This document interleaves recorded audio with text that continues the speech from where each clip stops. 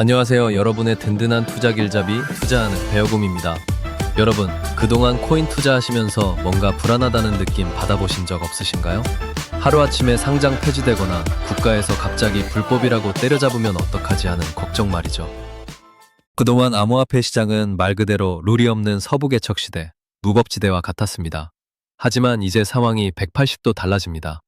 디지털 자산 시장에 마침내 명확한 차선이 그려지고 안전하게 달릴 수 있는 신호체계가 도입되고 있습니다.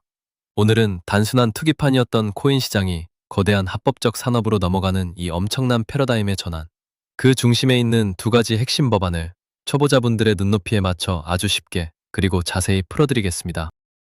도대체 왜 그동안 코인 시장이 이렇게 혼란스러웠을까요?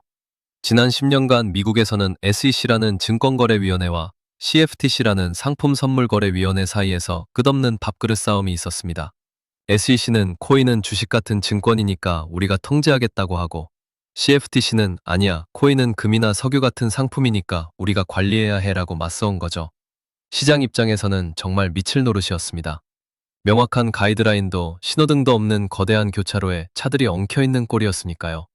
기업들은 규제가 무서워서 해외로 도망가고, 큰돈을 굴리는 기관 투자자들은 내가 산 코인이 언제 불법 증권으로 낙인 찍힐지 몰라 투자를 꺼려왔습니다. 이것이 바로 코인 시장이 제대로 크지 못했던 가장 치명적인 페인 포인트였습니다. 하지만 이제 이 지긋지긋한 혼란을 끝내 두 명의 구원투수가 등판했습니다. 바로 지니어스 법안과 클레어리티 법안입니다. 이름부터 뭔가 똑똑하고 명확해 보이지 않나요? 지니어스 법안은 달러와 가치가 똑같이 움직이는 스테이블 코인이라는 것을 전담해서 규제하는 법안으로 2025년 7월에 이미 발효가 완료되었습니다. 비유하자면 뻥 뚫린 달러 전용 차선을 만들어준 셈이죠. 반면에 클레어리티 법안은 암호화폐 시장 전체에 신호등을 세워주는 법안입니다.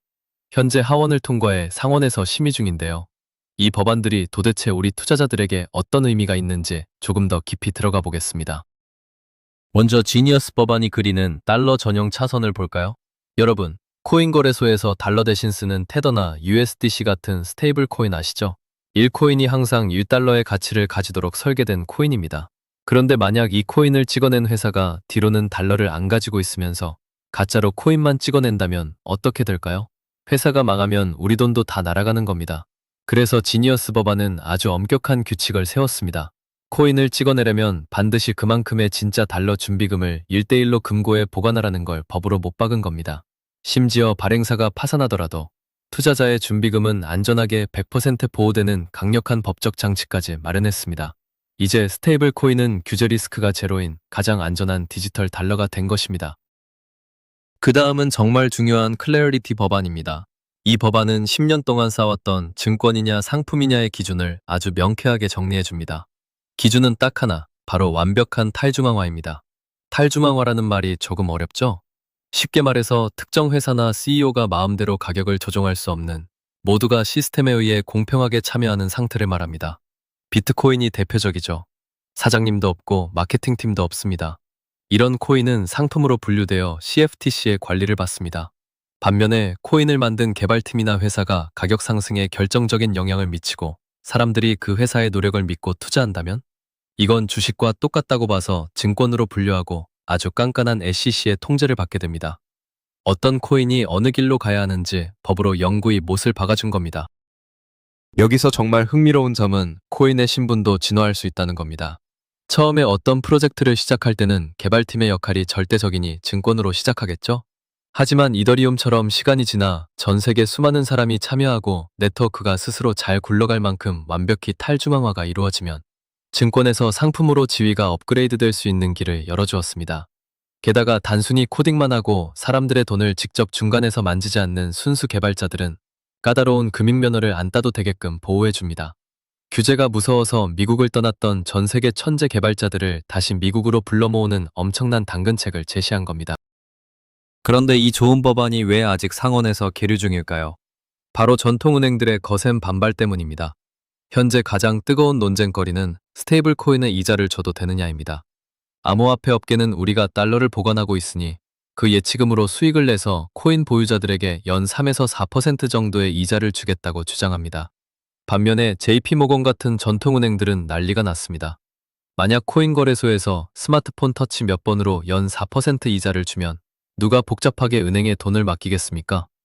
2028년까지 기존 은행에서 무려 5천억 달러라는 천문학적인 돈이 코인 시장으로 빠져나가는 뱅크런 사태가 올 수 있다며 결사 반대하고 있죠.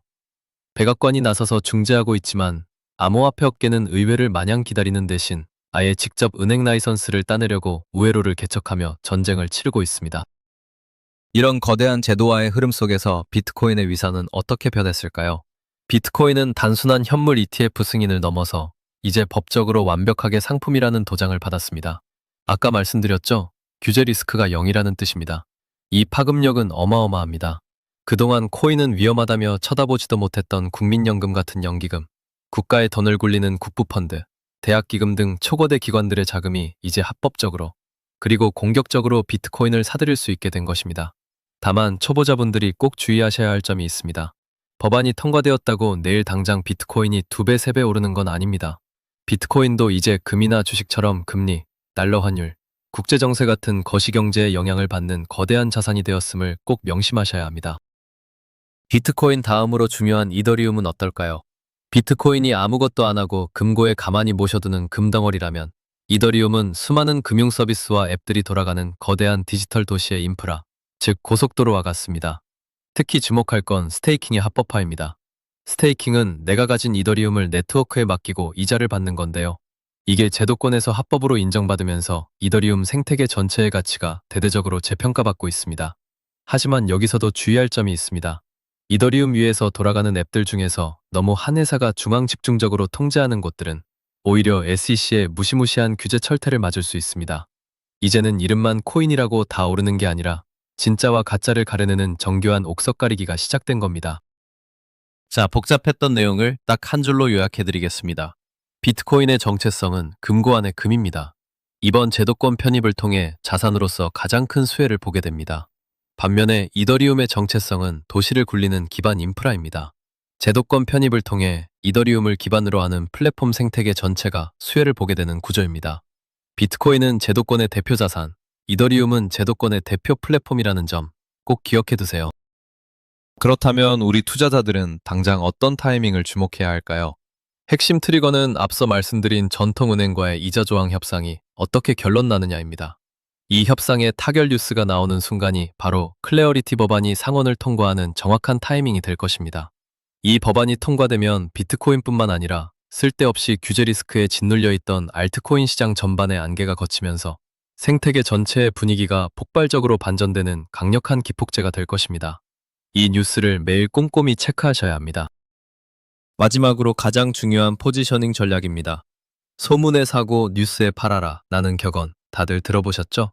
법안이 딱 통과되는 날 추포를 터뜨리며 가격이 오를 수도 있지만 반대로 미리 사뒀던 사람들의 엄청난 차익 실현 물량이 쏟아지며 가격이 훅 빠질 수도 있습니다. 과거 비트코인 ETF 승인 직후에도 똑같은 일이 있었죠. 이 단기 변동성에 놀라서 패닉셀을 하시면 절대 안 됩니다. 우리가 취해야 할 실행 전략은 법안 통과에 대한 기대감이 시장에 선반영되는 지금 이 구간에서 일정한 금액을 쪼개서 꾸준히 모아가는 분할 매수, 즉 적립식 투자로 접근하는 것입니다. 단기적인 흔들림을 꿋꿋하게 버티고 중장기적으로 들어올 5천억 불 이상의 거대한 기관 자금을 기다리는 굳건한 마인드가 핵심입니다. 여러분, 오늘 다룬 두 법안의 본질은 단순히 정부가 규제를 하느냐, 마느냐의 문제가 아닙니다. 시장을 움직일 예측 가능한 규칙이 마침내 세워졌다는 데 있습니다. 암호화폐 시장은 더 이상 무규제 상태로 방치될 수 없을 만큼 전 세계적으로 거대해졌습니다. 이제 디지털 자산은 도박이나 투기라는 억울한 꼬리표를 떼어내고 명백한 글로벌 산업의 언어로 이동하고 있습니다. 패러다임은 이미 바뀌었고 거대한 돈의 흐름은 시작되었습니다. 이 흐름을 놓치지 않고 현명하게 투자하시는 여러분이 되기를 바랍니다. 오늘 준비한 내용은 여기까지입니다. 영상이 유익하셨다면 구독과 좋아요 부탁드리며 다음 시간에도 돈이 되는 알찬 정보로 돌아오겠습니다. 지금까지 투자하는 배어곰이었습니다. 감사합니다.